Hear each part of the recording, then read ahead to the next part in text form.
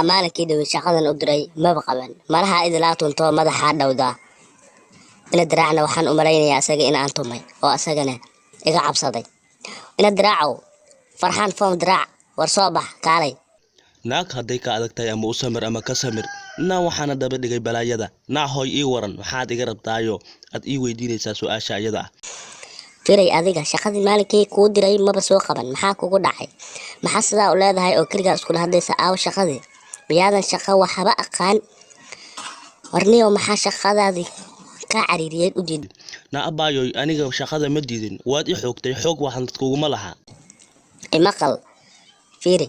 wax walba way iga suurtoobaan aniga ma shaqaysad oo shaqada qabsad ma ogid miyaa inaan wax walba samayn karo haddaad shaqayn weyso shaqay dhaqso naa abaayo saas maxaa u leedahay ama naag waxaa lii hadday ka adag tahay ama u samir ama ka samir marka hadda haddaad iga adag tahay maxaa sidaa ii leedahay waa ku dhahayaa ee shaqayso adiga dhaqso hadda qabso soo moogid hadda inaad gacanteeda ku jirto gacan libaaxaad ku jirtaa soo moogid buurinteeda kaliya siday tahay soo moogid haddaad marku qabto inaa kugu joogsan karo soo ma taqaanid wax walba way iga suurtoobaan hadda haddaan ku qabto waa kugu joogsan karaa imaqal shaqada qabso waa ilaa inaad qabataa fiiri soo fiir ana indhahayga eeg waxaan ahay miyaad og tahay sidaan u buuranta kaliya soo uma jeedo sidaan u buuranaya kaliya feerahayga bas ayaa wax kaa qaban karaa adeeg gacmahayga inay kusoo gaar madaxayga bas baa kugu joogsanayaa dhaqso abaayo ha idilin marka iskaysiida abaayo saas aad dhihinay maxaa sidaa ii leedahay naa abaayo indhagumeediya xooggaada baad nooga faanaysaa kabar xoog haddaan lahaan lahay waan iska kaa celin lahaa laakiin xoog ma lihi xoogga baad ugu gaadaysaa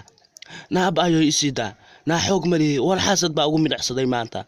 arma sidaan baan ahay war xoog ma lihi isiidaa burintayd ugu gaadaysaa haddaad mar i qabato isii dayn maysid maya naa isiidaa hoy naa idayahay indhagumeediya geedku waa ku adeegtaa naag hadday ka adag tahay uma samir ama ka samir waa naa isiidaa waa kuu sabrayaa maantao dhan baan kuu sabrayaa isiidaa iidaa bahalkayga kaliya waa kuu doona shaqada xitaa waa kuu gurayaa waxaad doontee isiidaa ley bas waan doonayaa kin ku adeegan jiray waan kuu qabanayaa shaqada ukaada saas maxaa kuu diiday dheh ina diraacda sidaan baa loo galaa adiga keliga iskula hadlin aniga shaqada waa kuu qabanayaa walaalay isiida orad iska sii bax adiga iska sii bax waxaan anaa kuu maamulaya inaan ka dhuntaan rabaa ma ogtahay